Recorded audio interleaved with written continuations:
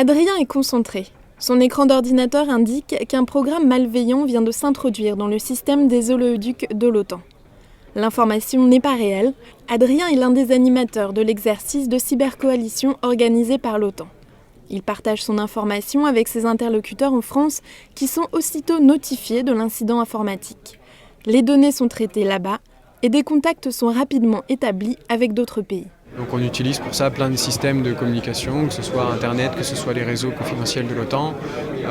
Et on fait un effort de partage qu'on ferait dans la vie réelle si on faisait face à une crise comme ça. Un représentant lituanien reçoit la même information. Dans son pays, les experts traitent le même problème, toujours en relation avec les autres pays participants. Nous défendons, nous analysons les images. Nous analysons le programme malveillant, nous procédons à l'analyse technique. Le scénario a été élaboré par les structures de l'OTAN dans le cadre du nouvel exercice de cybercoalition. L'Alliance organise cet exercice depuis 2008 et l'a ouvert aux nations en 2009. Le but, tester la collaboration des pays en matière de cyberdéfense. Pendant l'exercice, des informations concernant la crise sont envoyées d'ici, au siège militaire du SHAPE en Belgique. Les participants sont appelés à réagir depuis leur pays. 23 nations de l'OTAN et 6 partenaires sont impliqués dans l'exercice. Certains sont acteurs, les pays en bleu clair sur la carte, d'autres sont contributeurs ou observateurs. Ces 29 pays sont connectés durant de longues heures pendant 3 jours. La Nouvelle-Zélande et l'Australie participent cette année. Les joueurs doivent faire face à différents scénarios géopolitiques de crise informatique, comme la menace au secteur énergétique. Virus et programmes malveillants doivent être contrés. Bien entendu, les scénarios sont inventés et les menaces n'en sont pas vraiment. We've seen similar attacks in the wild, so in real world. So everything we create. Nous avons vu des attaques similaires dans le monde réel. Donc tout ce que nous avons créé ici ne relève pas de la fiction. C'est fictif, mais ça peut aussi se passer dans le monde réel. Nous essayons de préparer le public que nous ciblons à ce type de situation. Tout ce à quoi nous jouons se passe dans un environnement contrôlé. Nous n'injectons pas de programmes malveillants dans les systèmes d'exploitation. L'exercice est très contrôlé. Nous nous assurons que le programme malveillant ne peut pas se propager dans le système d'exploitation. Les joueurs doivent donc être rapides et réactifs. Chaque pays s'organise avec des dizaines d'experts mobilisés. Même s'il n'est pas question de dévoiler toutes les compétences techniques nationales, les joueurs doivent communiquer un maximum. Mais la coopération entre pays n'est pas toujours simple dans le domaine du cyber.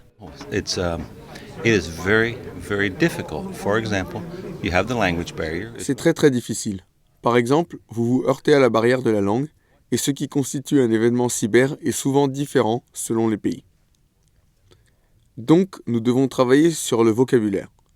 Nous devons comprendre ce qu'est une attaque, ce qu'est un cyberincident, ce que nous devons observer. Ces exercices sont un moyen de les examiner. Les scénarios sont pensés pour favoriser la coopération internationale, donc c'est l'occasion pour nous de développer nos relations avec nos partenaires. Au siège de l'OTAN à Bruxelles, des acteurs sont également mobilisés. L'Alliance se fait attaquer au même titre qu'un État et doit protéger ses infrastructures.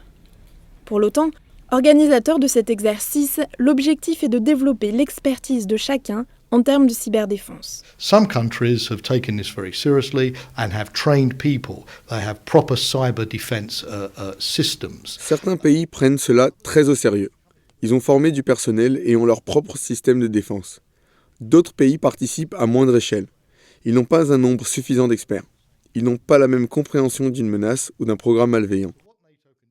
Ils n'ont pas la même capacité de détection ou d'analyse. Donc, ce que l'OTAN peut faire, par exemple, avec le centre d'excellence en Estonie, est mettre tout le monde au même niveau de protection. Ce qui, après tout, est dans l'intérêt de l'OTAN car nous sommes toujours vulnérables à notre lien le plus faible. Nous pouvons entraîner les gens, nous pouvons organiser des exercices qui permettent d'entraîner l'expertise de chacun. Ce sont donc plus de 250 flux informatiques qui ont été envoyés pendant 3 jours au pays. Les participants rédigeront un rapport de retour d'expérience qui sera partagé. Un effort multinational indispensable. En effet, si une menace cybernétique se répand dans le monde, la réponse doit être internationale. Laetitia Chadona pour NATO Channel.